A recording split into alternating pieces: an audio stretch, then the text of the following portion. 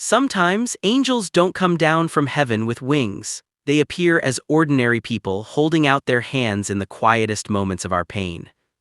Kindly hit the subscribe button and comment where you are watching from. Domenico Morty never believed in angels. Not since the night his wife left this world and left him holding a newborn son who could never meet her smile.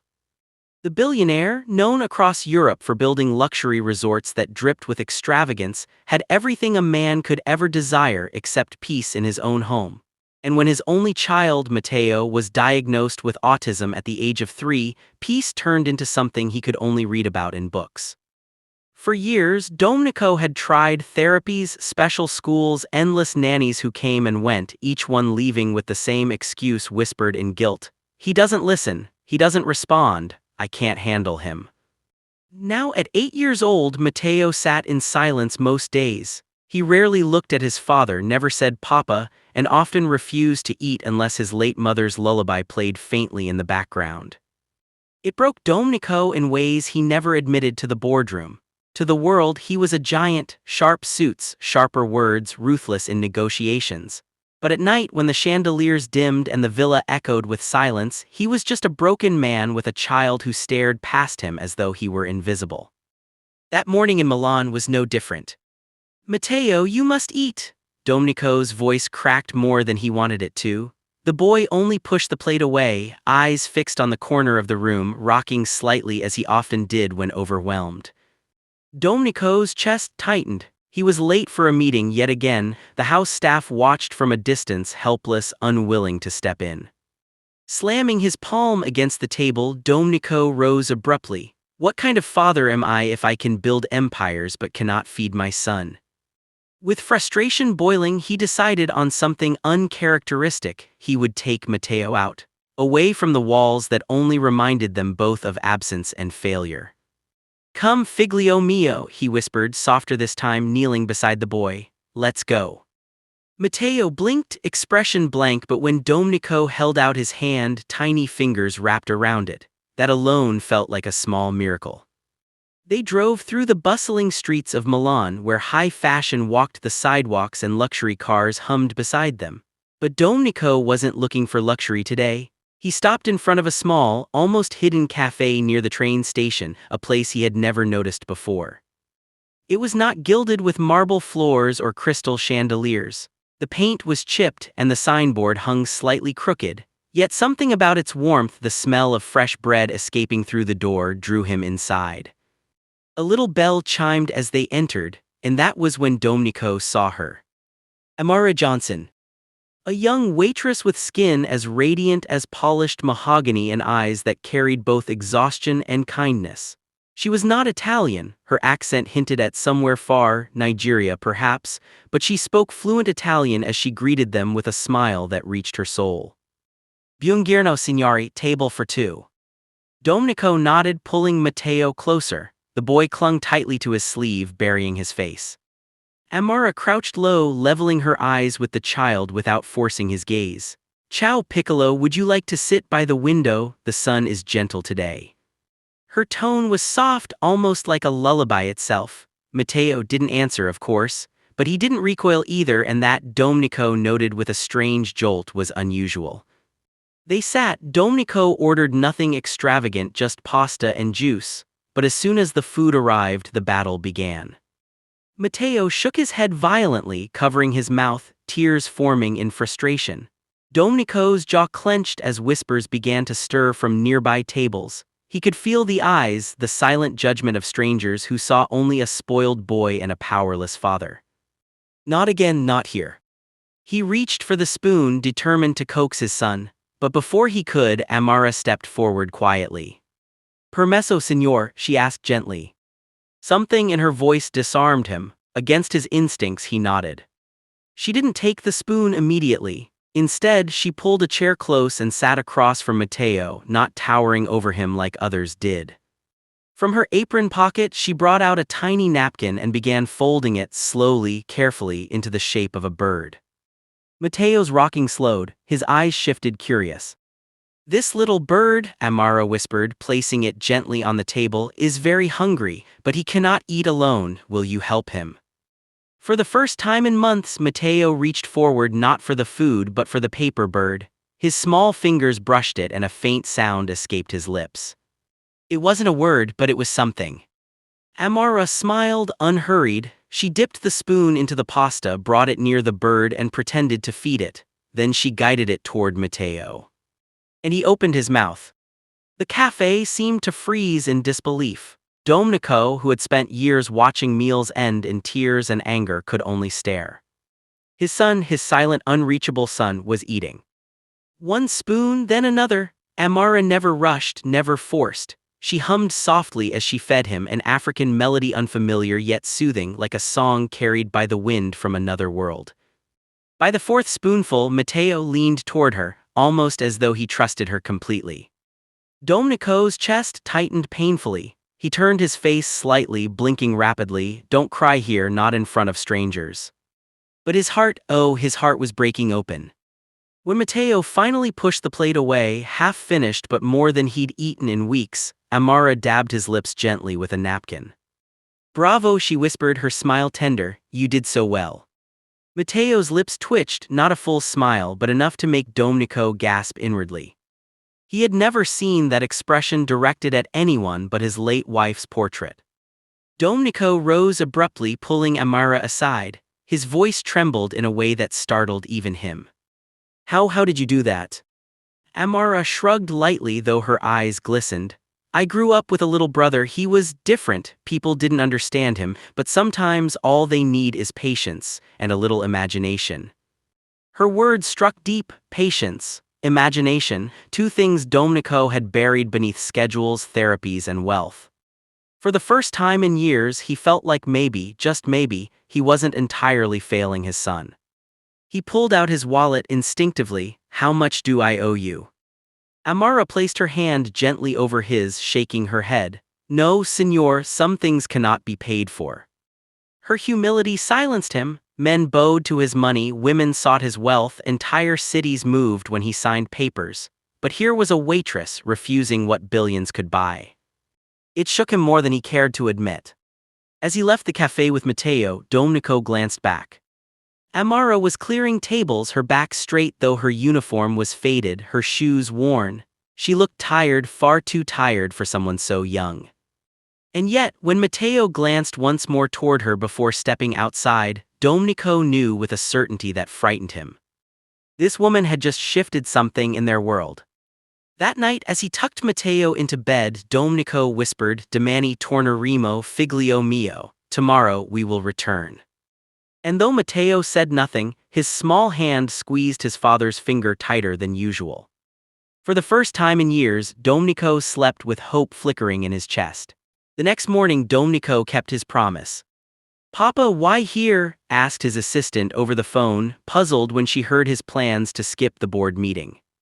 "Because my son ate yesterday," he answered simply before hanging up. For once in his life, business could wait. When they stepped into the little cafe again, the bell chimed as if welcoming them home. Amara turned from behind the counter, surprise flickering in her eyes, followed quickly by warmth. "You came back." "Yes," Domenico replied, his voice firmer than he felt. Matteo wanted breakfast." The boy didn't confirm it, of course. He only stood close to his father, fingers curled tightly around his sleeve. But when Amara crouched low again and whispered, "Ciao, Piccolo, I kept another bird for you," he shifted ever so slightly forward. She drew a paper from her pocket, this time folded into a small boat. "Today our boat needs strength," she said softly, "and strength comes from food." Matteo touched the paper boat carefully, as though it might sink without his help. Domenico watched in awe as, once again, his son accepted spoonfuls of food from this stranger's hand. When the plate was empty, Domenico couldn't hold it in any longer. "Who are you?" he asked quietly as Matteo wandered to the window, entranced by the sight of pigeons outside. Amara hesitated, wiping her hands on her apron. "I am just a waitress, signor." "No," he pressed, his eyes narrowing. "I've seen therapists, doctors, specialists from Switzerland to New York. None of them reached him the way you just did, so tell me, who are you truly?" Her shoulders sagged slightly, but she answered honestly. My name is Amara Johnson. I came from Nigeria 5 years ago. My family thought Europe would give us a better life, but life here isn't always what it seems. I work 2 jobs, this cafe in the morning, cleaning offices at night. It is not easy, but I endure. Her voice didn't carry self-pity, only resilience. And your brother? Domenico asked, remembering her words from yesterday. A shadow crossed her face. His name was Chike. He was autistic like Matteo. People in our village didn't understand him. They laughed, called him cursed. My parents tried, but her eyes grew distant, glistening with tears. She quickly blinked away. He died young, too young. Silence stretched between them. Domenico, who had buried his wife but clung fiercely to his son, felt the ache of her words deep in his bones. Days turned into a routine. Every morning, Domenico and Matteo found themselves at that little cafe, always welcomed by Amara's radiant smile. The boy began to expect her. He would sit straighter, calmer whenever she approached. Sometimes he even reached for her hand to guide the spoon. It was not just about food anymore. Amara taught him simple games with napkins, little clapping rhythms, and humming tunes from her homeland. Each time, Matteo responded in small but undeniable ways, touches, glances, soft hums. And each time, Domenico felt his carefully built walls begin to crumble. One afternoon, after Matteo had dozed off in the car, Domenico lingered outside the cafe. Amara stepped out, tugging her thin coat tighter against the autumn chill. You have a gift, he said abruptly. She shook her head. No, signor, just love, that is all. He studied her, nodding, the faint exhaustion lining her face, the roughness on her hands from endless work. Something stirred inside him, an emotion unfamiliar, uncomfortable, not desire, not pity, but respect, deep, humbling respect. Have you ever thought of working with children like him?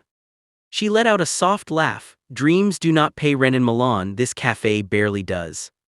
Her honesty cut sharper than any business deal. For the first time, Domenico realized that while he drowned in too much, she survived on far too little. A week later, fate forced him to see more. It was late evening when Domenico, on his way back from a charity gala, noticed a familiar figure hurrying down a dim street. Amara. She wasn't in her waitress uniform now, but in plain clothes, carrying a bucket and rag. She entered an office building through the back door.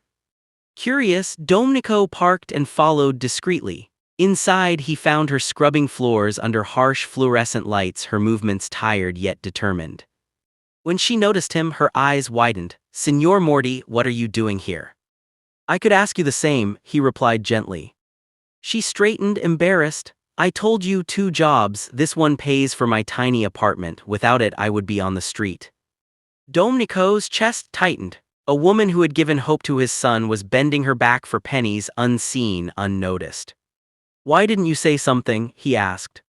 Amara's voice trembled, though she stood tall. Because dignity matters, signor. I don't need pity, I need to survive.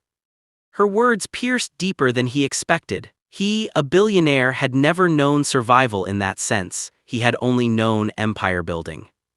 The true turning point came 2 days later.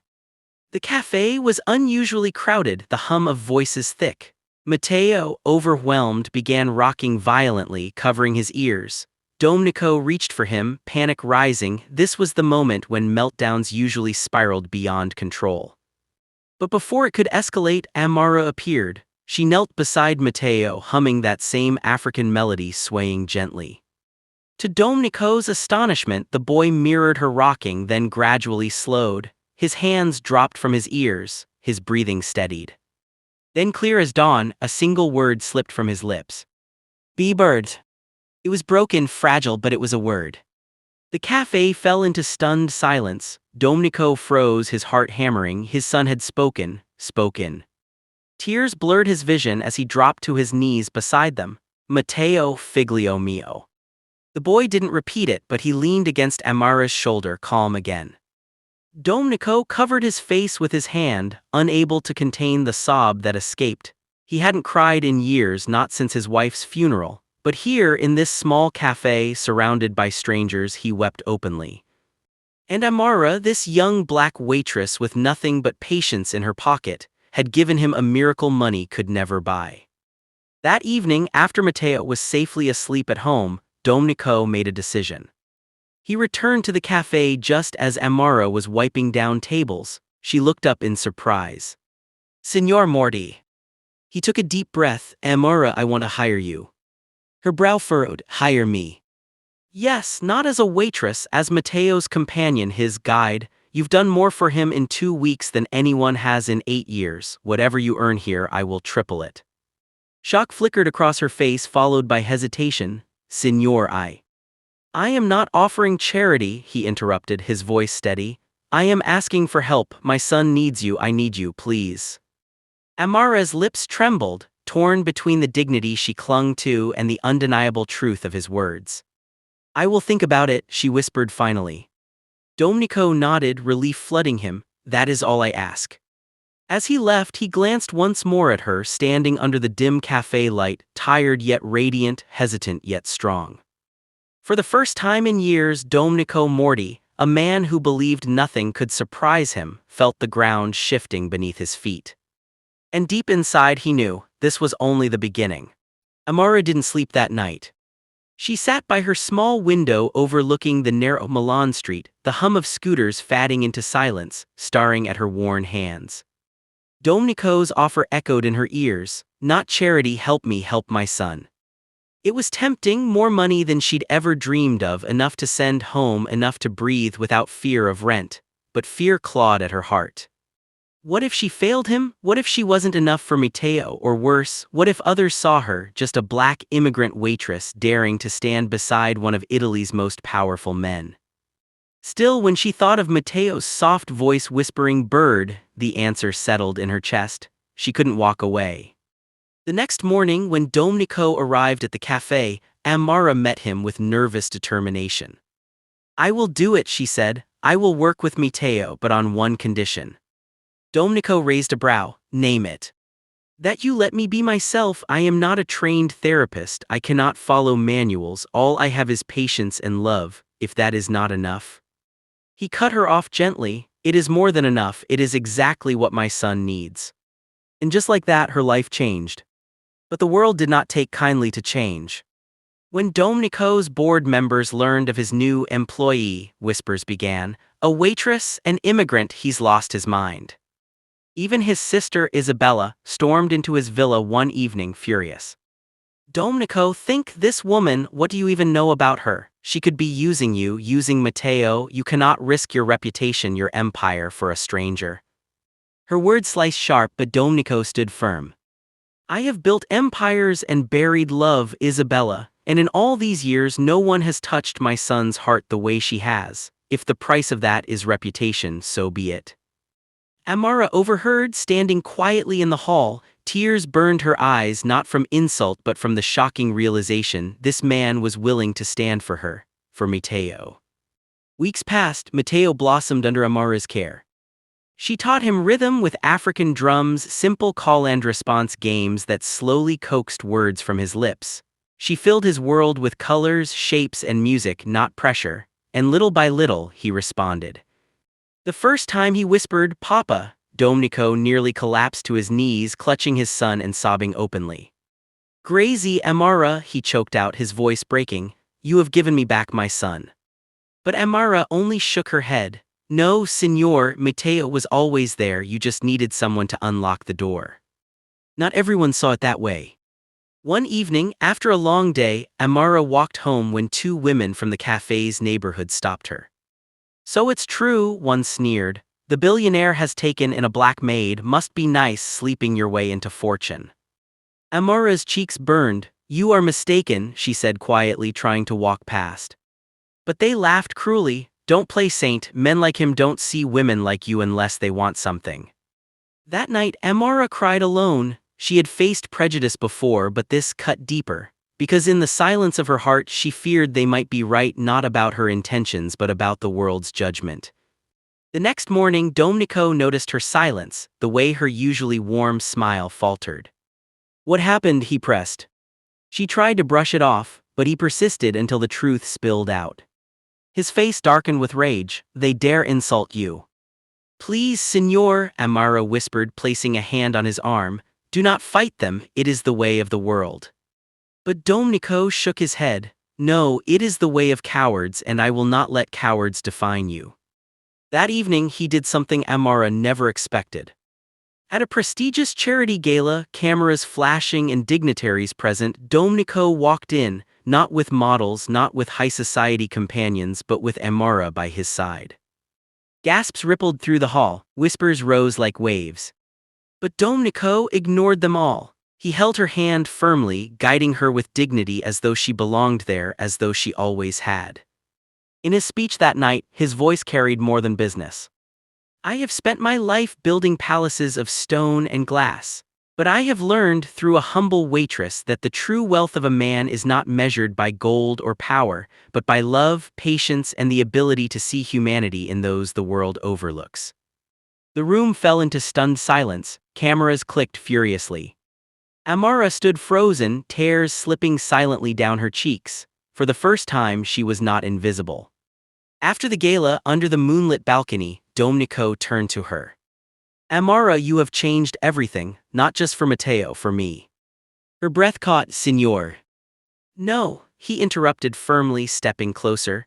Don't call me Signor, call me Domenico. I was a man who believed nothing could heal me after losing my wife, but you have reminded me how to hope, how to feel, how to live again. Her heart pounded, torn between fear and longing. Domenico, people will never accept. Let them choke on their prejudice, he said fiercely. I do not care, my son smiles because of you, my heart beats again because of you, that is all that matters. For a long moment she stared into his eyes, searching for truth, and what she found there broke her defenses. Tears streaming, she whispered, then I will stay, for Matteo, for you. Months later, Matteo stood in a garden filled with spring flowers, clutching a paper bird Amara had folded.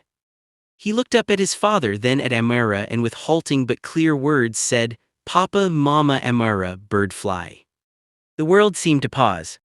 Mama Amara. Domenico dropped to his knees, pulling his son close, his chest shaking with sobs of joy. Amara covered her mouth, overcome, as the boy laughed, a sound so pure it seemed to heal every scar in the air. It was not just a word, it was acceptance, it was love. In that moment, the billionaire, the waitress, and the boy who had once been locked in silence became a family bound not by wealth or blood, but by something far greater. The newspapers screamed for weeks. Billionaire falls for immigrant waitress, from cafe to villa, a Cinderella story. But Domenico didn't care. He had once been terrified of scandal, reputation, whispers. Now the only thing he cared about was the laughter of his son and the quiet strength of the woman who had walked into their lives with nothing but patience in her hands. Together they built not an empire of stone, but a home of love. And whenever strangers asked Domenico Morty how a waitress changed his life, he answered with the same simple words. She taught my son to smile, she taught me to live, tell me what greater wealth can there be than that.